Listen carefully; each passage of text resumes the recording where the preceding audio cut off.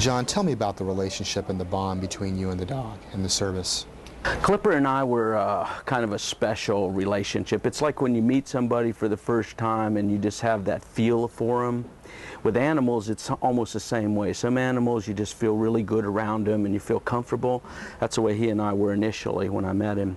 And as I pulled him out of the kennel and I started working with him on basic commands and scouting techniques, he seemed to just work with me really well.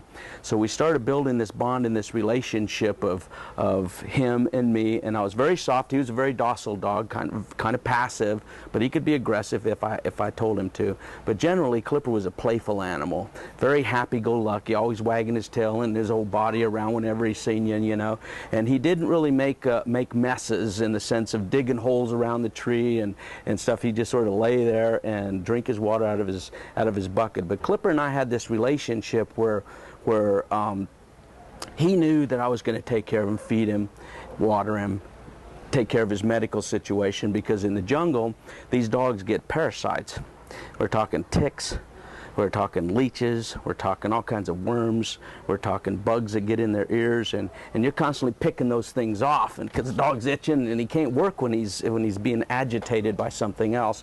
And there's a lot of crawly things on the ground that get between his pads. So you're cleaning him constantly, and when you start doing that to an animal realizes that you're taking care of him. So over time you build this bond with him because you sleep with him, you eat with him, you walk with him, you talk with him day in, day out, day in, day out. So that bond becomes so close, it's almost like your right arm attached to you, and when it's not there, you're missing something. You're missing your best friend. So that's kind of relationship we had. He would take care of me. He knew when it was time to work, and I'd take care of him, and we both knew that. That relationship and that situation with this animal, you and him together, was something that's difficult to explain, but very hard to forget.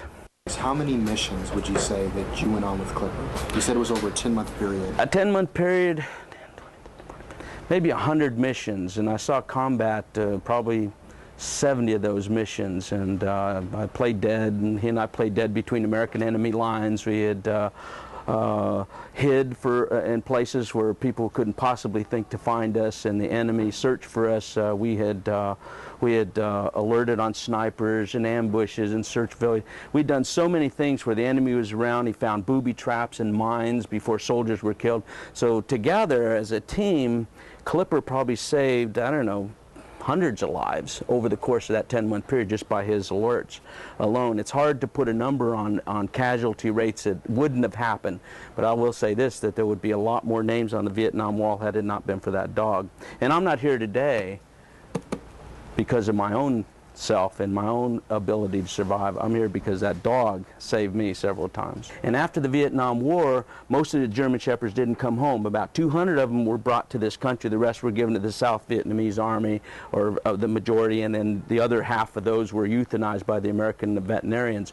And I still have this feel that you should never abandon these dogs. You should consider them a lifetime family member and never abandon them. Thank you for watching the show. Remember to visit our website at www.bayarealifetv.com. We'll see you next week.